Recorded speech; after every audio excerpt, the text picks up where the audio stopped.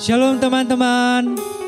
Mari kita mengucap syukur atas segala berkat yang diberikan oleh Tuhan pada pagi hari ini. Mari kita sama-sama untuk memasuki hadirat Tuhan, untuk sama-sama memuji dan muliakan nama Tuhan. Sebelum itu, mari kita sama-sama bersatu dalam doa. Tuhan Allah Bapa kami yang bertata dalam kerajaan surga, terima kasih Tuhan atas berkat-Mu yang menimpa pada pagi hari ini. Anak-anak-Mu SMP, SMA, Kalam Kudus, untuk sama-sama menghadap kehadirat Engkau ya Tuhan. Kiranya Engkau berkati setiap ibadah yang kami berikan hanya untuk kepada Engkau ya Tuhan. Engkau berkati singer, WL maupun pemusik, terlebihnya untuk pembawa firman-Mu ya Tuhan. Terima kasih Tuhan, ini adalah doa kami yang jauh dari sempurna. Hanya dalam nama Tuhan Yesus, haleluya, amin.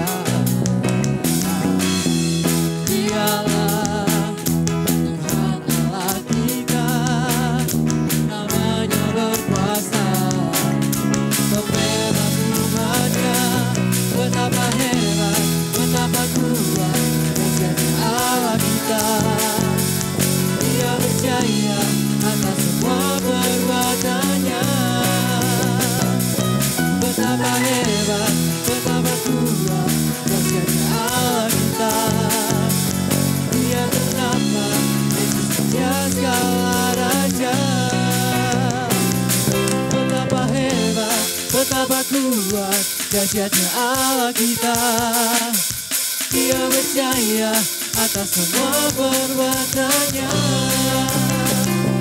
Betapa hebat, betapa kuat, dahsyatnya Allah kita.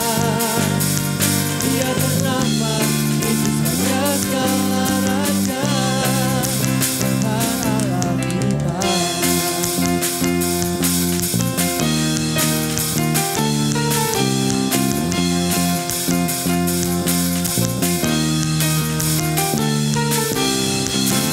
Sorak-sorak kemuliaan bagi Tuhan. Sebentar kita akan masuk ke hadirat yang lebih sungguh-sungguh lagi. Kita mau datang untuk mendengarkan firman Tuhan. Mari kita siapkan hati dan pikiran kita untuk menerima sabdanya.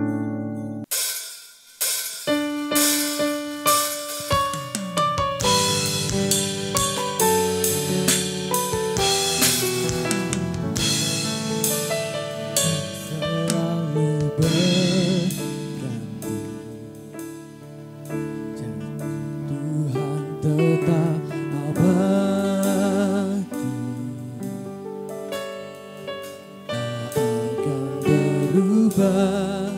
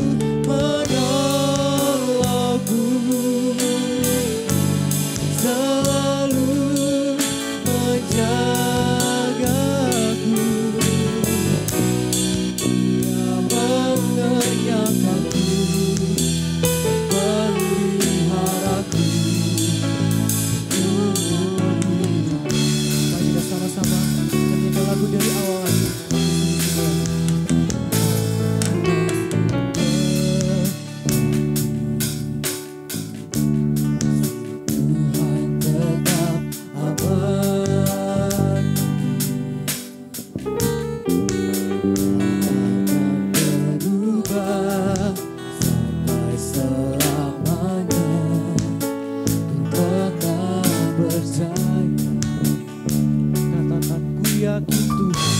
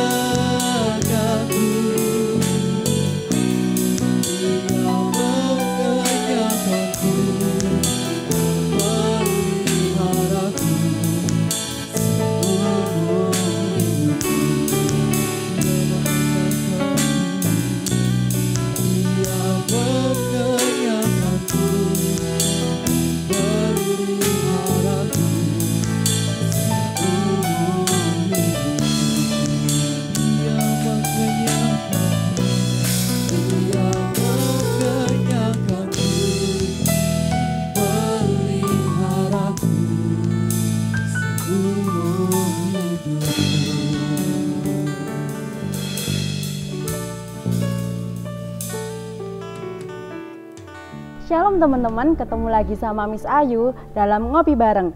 Ngobrol pakai hati, ya sambil ngopi, ngopi bareng yuk.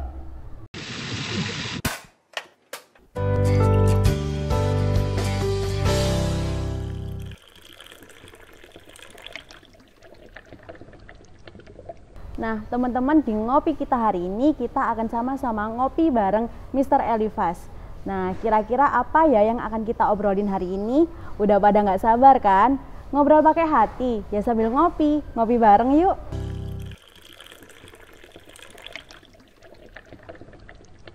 Selamat pagi Mr. Elifas. Selamat pagi Miss Ayu. Wah, Mister terima kasih ya karena hari ini sudah meluangkan waktunya untuk ngopi bareng saya dan teman-teman di rumah. Betul, sama-sama. Oke, Mister, sebenarnya apa sih yang akan kita obrolin hari ini?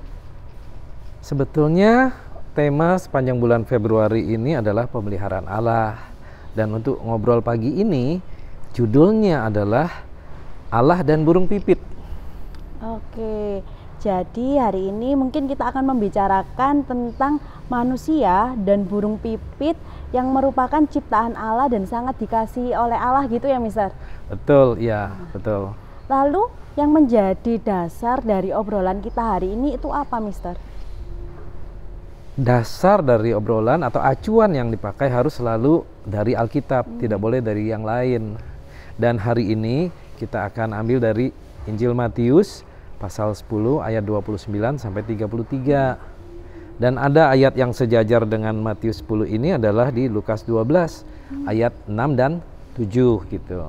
Saya bacakan ya. Oke, Mister. Bukankah burung pipit dijual 2 ekor seduit? Namun seekor pun daripadanya tidak akan jatuh ke bumi di luar kehendak Bapamu. Dan kamu, rambut kepalamu pun terhitung semuanya. Sebab itu janganlah kamu takut, karena kamu lebih berharga daripada banyak burung pipit. Setiap orang yang mengakui aku di depan manusia, aku juga akan mengakuinya di depan Bapa-Ku yang di sorga. Tetapi barang siapa menyangkal aku di depan manusia, aku juga akan menyangkalnya di depan Bapa-Ku yang di sorga. Nah, yang dari Lukas gini ya. Bukankah burung pipit dijual 5 ekor 2 duit? Sungguh pun demikian tidak seekor pun daripadanya yang dilupakan Allah. Bahkan rambut kepalamu pun terhitung semuanya. Karena itu janganlah takut, karena kamu lebih berharga daripada banyak burung pipit. Nah, inilah teks yang menjadi acuan kita. Dua-duanya dari Alkitab, ya, jangan dari tempat lain loh. Iya ya Mister. Jadi kalau dari ayat yang menjadi dasar dan sudah Mister bacakan tadi buat kita semua ya, sebenarnya apa sih arti dari ayat itu Mister? Oh, kalau arti ya sekilas baca kita langsung tahu. Manusia maupun burung pipit itu dua-duanya ciptaan Allah. Tapi ada bedanya. Bedanya adalah manusia itu jauh lebih berharga daripada burung pipit. Dan Yesus menggunakan burung pipit ini untuk membandingkan ya, bahwa manusia itu jauh lebih berharga di mata Bapa Surgawi. Nah, saya beri penjelasannya ya. Oke, Mister. Burung pipit di dalam Injil Matius itu dijual 2 ekor seduit. Seduit itu adalah mata uang yang paling kecil pada zaman itu. Dan itu pun dapat 2 ekor. Jadi dapat dibayangkan betapa murahnya harga burung pipit. Dan kalau dibandingkan dengan yang Injil Lukas tadi, 5 ekor 2 duit, ini jauh lebih murah lagi. Hitungannya gini, 2 ekor seduit. Kalau 2 duit mestinya 4. Tapi malah dapat 5. Nah, ini menunjukkan saking murahnya itu loh. Jadi ada tambahan, ditambah-tambah lagi. Tetapi walaupun burung pipit itu sangat murah di hadapan manusia, Bapa di surga tetap memperhatikannya. Nah, kita boleh melihat ayat yang berbunyi atau frase yang berbunyi ya, bahwa burung pipit itu tidak akan jatuh ke bumi. Itu berarti hidup dan matinya itu ada dalam kehendak Bapa. Kalau dari Lukas dikatakan di sini, ya, tidak seekor pun daripadanya yang dilupakan Allah. Nah, ini menunjukkan bahwa burung pipit itu diperhatikan oleh Allah. Nah, ini arti dari burung pipit itu, gitu. Oke, Mister. Lalu Mister, sebenarnya nih ya, kepada siapa sih pengajaran ini mau disampaikan atau disampaikan pada siapa sih pengajaran ini? Pada awalnya, dan memang pengajaran ini hanya ditujukan kepada para murid. Nah, waktu itu situasinya Yesus tidak bersama-sama dengan orang banyak yang berbondong mengikuti dia, hanya Yesus dan para murid. Nah, ini adalah pengajaran khusus untuk para murid mereka, para murid Yesus. Mereka disiapkan oleh Tuhan Yesus, gitu loh.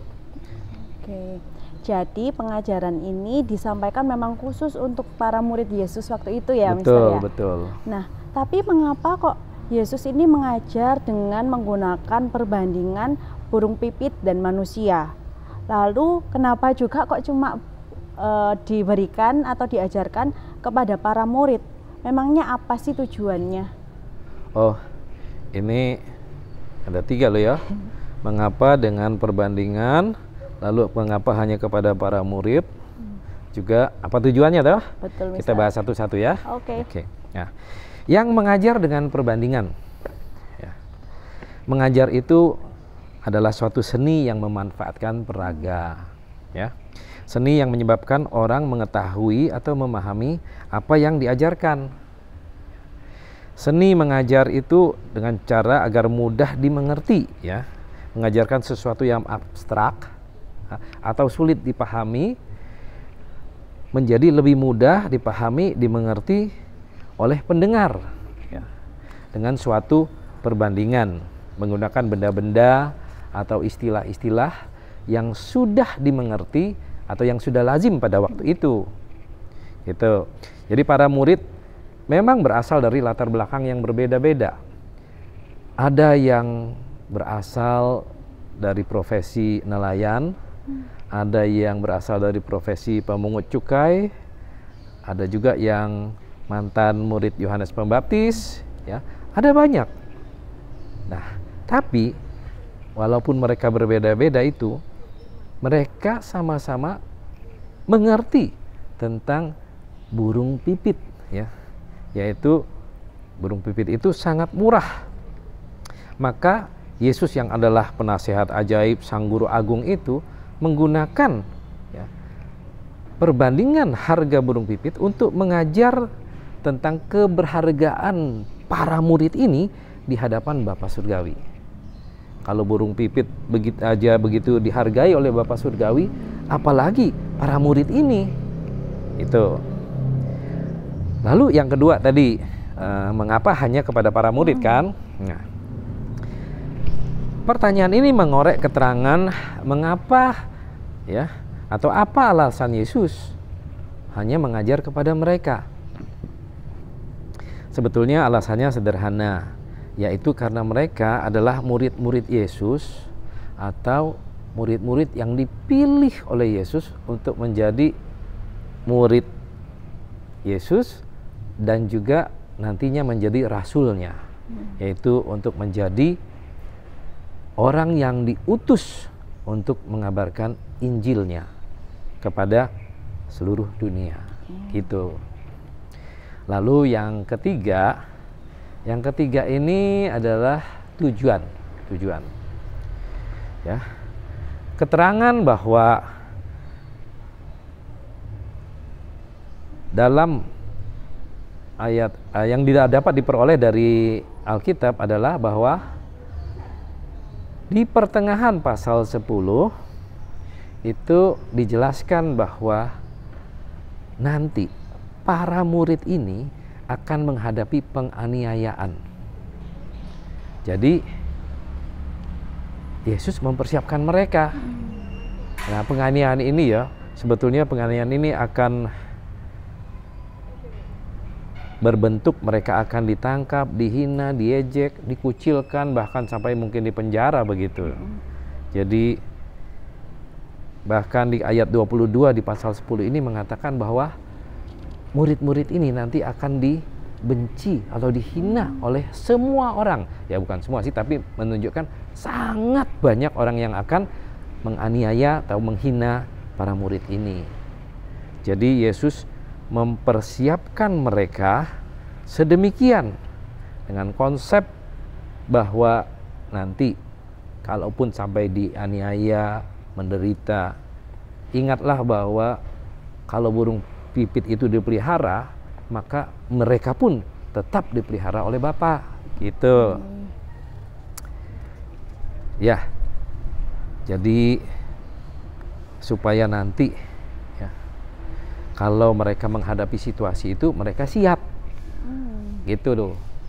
Nah.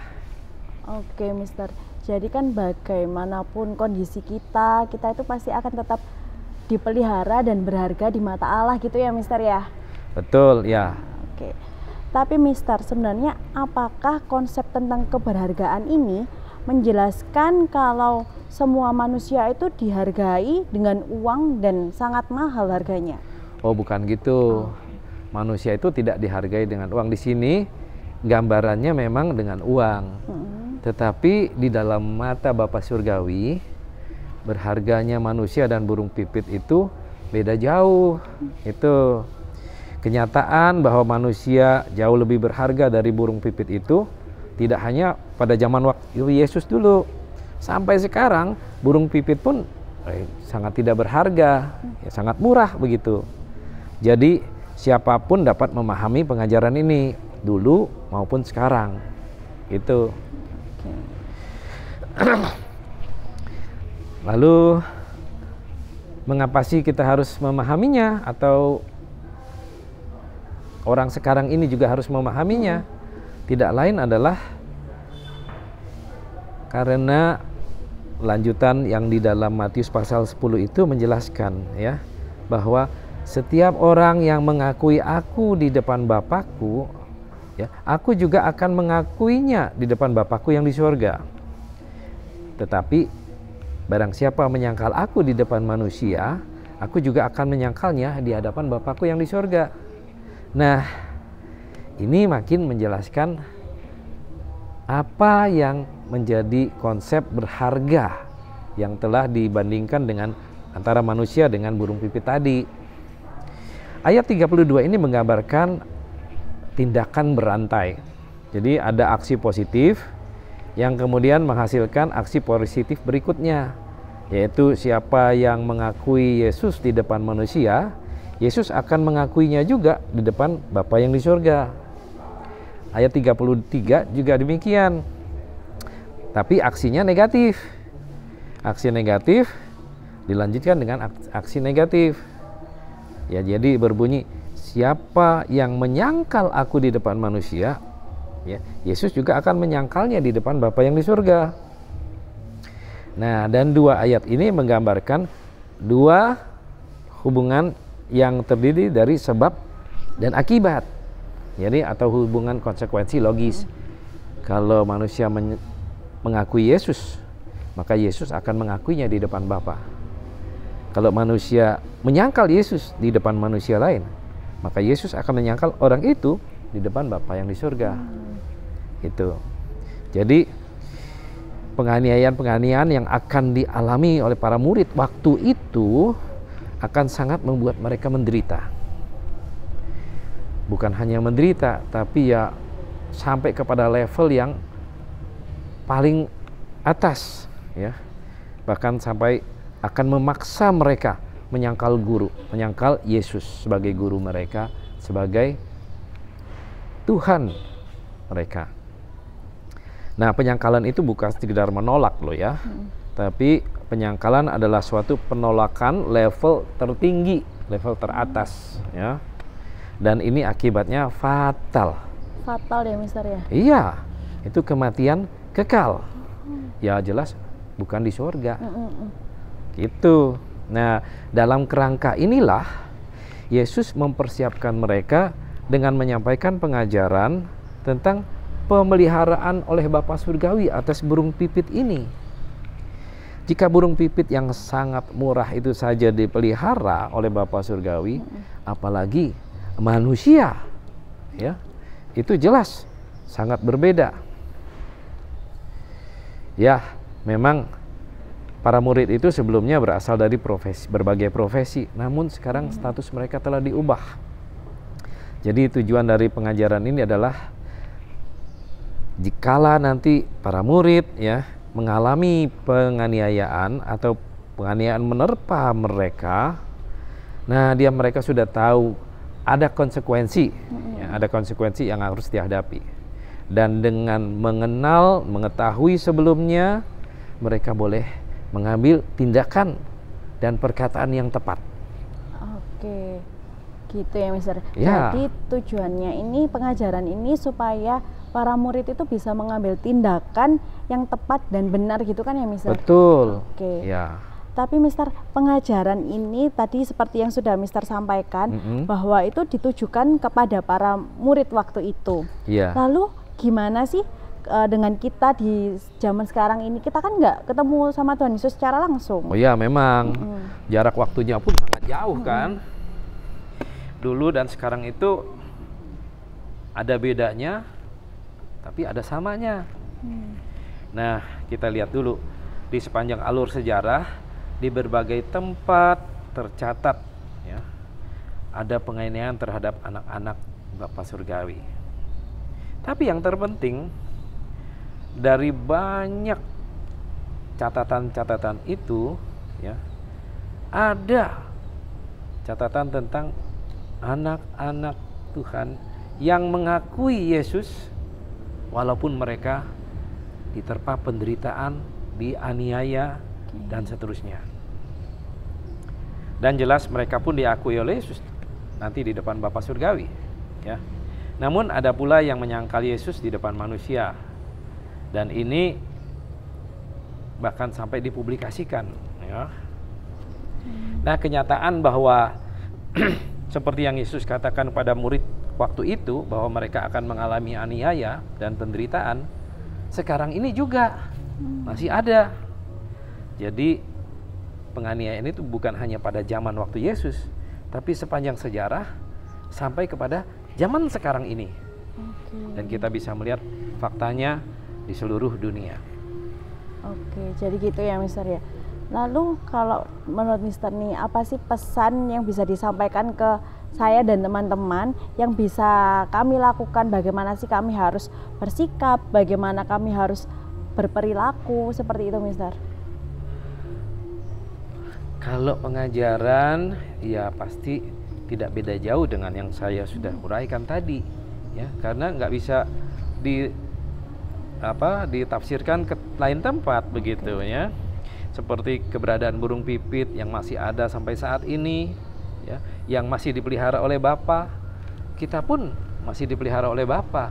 Memang para murid, para bapak gereja itu sudah meninggal semua, dan yang ada di depan kita sekarang adalah generasi-generasi penerus, ya, yang mengakui Yesus, ya, di depan manusia. Dan orang-orang seperti ini itulah yang akan mengalami penderitaan. Tentu Miss Ayu mengakui Yesus di depan manusia toh? Iya. Masa berani menyangkal? Nah, orang-orang yang seperti Ayu yang menyangkal Yesus ini akan mengalami penghinaan, penderitaan. Nah, oleh sebab itulah kepada anak-anak semua yang di rumah yang mengakui Yesus di depan manusia, ingatlah bahwa sama seperti para murid dan orang-orang percaya di sepanjang zaman, kita pun akan mengalami penderitaan, aniaya, dihina, diolok, sama seperti para murid yang diderita pada para murid waktu itu. Jadi kita boleh berharap pada pemeliharaan Bapa seperti yang telah diuraikan dalam perbandingan itu, bahwa Yesus, ya, yang adalah penasehat ajaib, Sang Guru Agung itu, yang telah mengajarkan kita konsep mengenai pemeliharaan Bapa,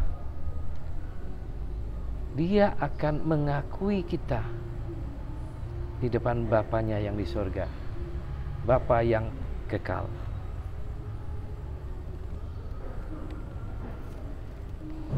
Oke, Mister. Jadi seperti itu ya, teman-teman.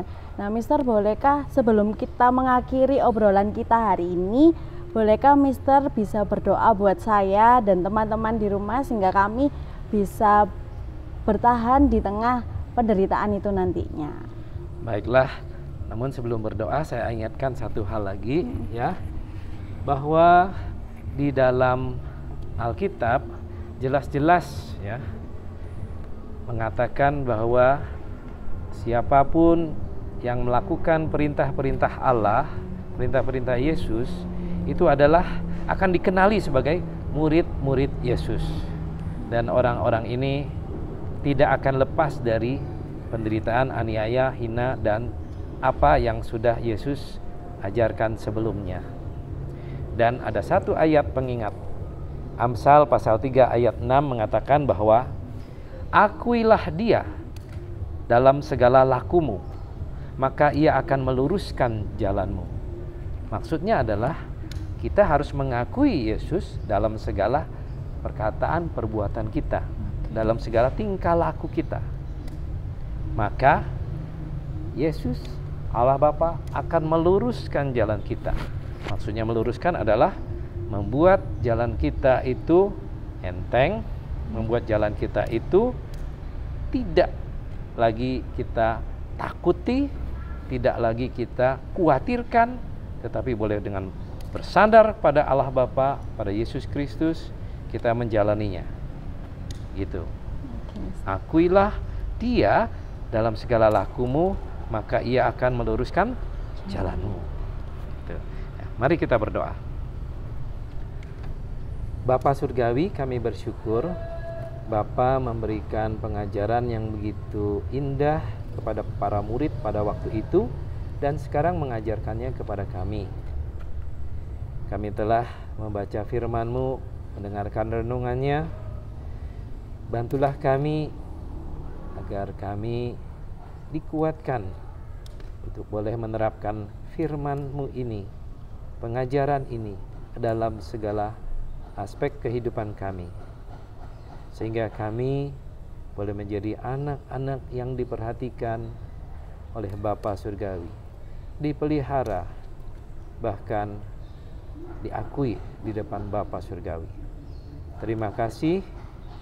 Kami bersama-sama akan akhiri obrolan ini. Bantulah kami ya Tuhan untuk boleh melaksanakan tugas kami setiap hari dengan sebaik-baiknya. Dalam nama Tuhan Yesus Kristus, kami mohonkan doa kami. Amin. Amin. Nah, teman-teman, yang perlu kita ingat tadi ya dari apa yang sudah disampaikan oleh Mr. Elifas, mengakui Yesus di depan manusia itu memang tidak mudah, tapi itu merupakan suatu keharusan yang harus kita lakukan. Akuilah Dia dalam segala lakumu, maka Ia akan meluruskan jalanmu. Dalam Amsal pasal 3 ayatnya yang ke-6. Nah, Mister, terima kasih untuk renungannya pada hari ini. Kiranya apa yang boleh Mister sampaikan boleh menjadi berkat juga bagi teman-teman yang ada di rumah. Betul. Nah, teman-teman, sampai di sini dulu ya ngopi bareng kali ini. Kiranya apa yang boleh disampaikan oleh Mr. Elifas bisa menjadi berkat bagi kita semua. Tetap jaga kesehatan dan tetap semangat ya. Tuhan Yesus memberkati. Ngobrol pakai hati ya sambil ngopi bareng yuk. Dadah. Dadah.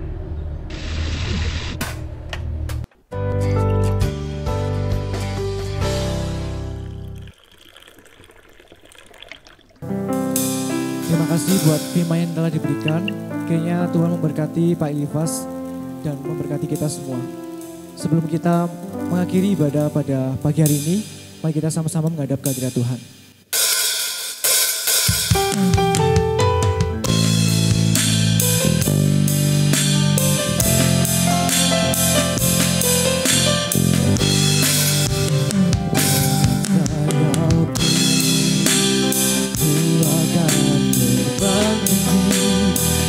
Tengah badai ku tak menyerah, Kau kekuatan dan perlindungan bagiku.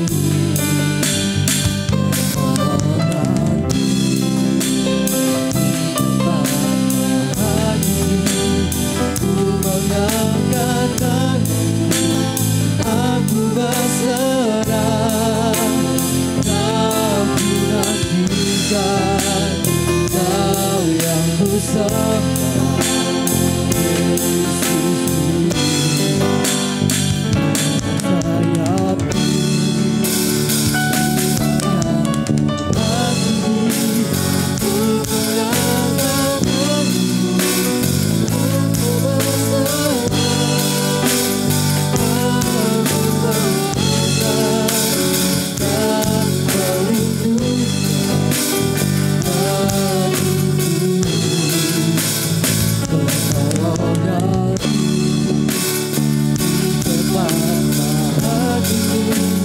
ku mengangkat tanganku, aku berserah,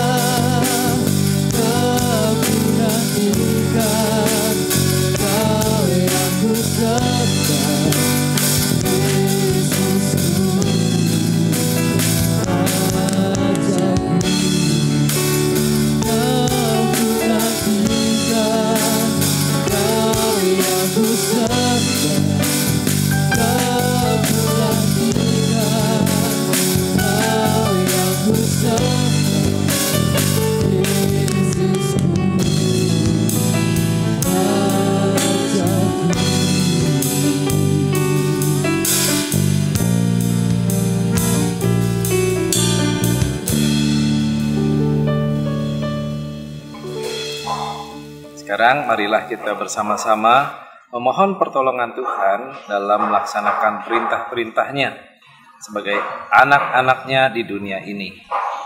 Marilah kita berdoa. Tuhan memberkati engkau dan melindungi engkau.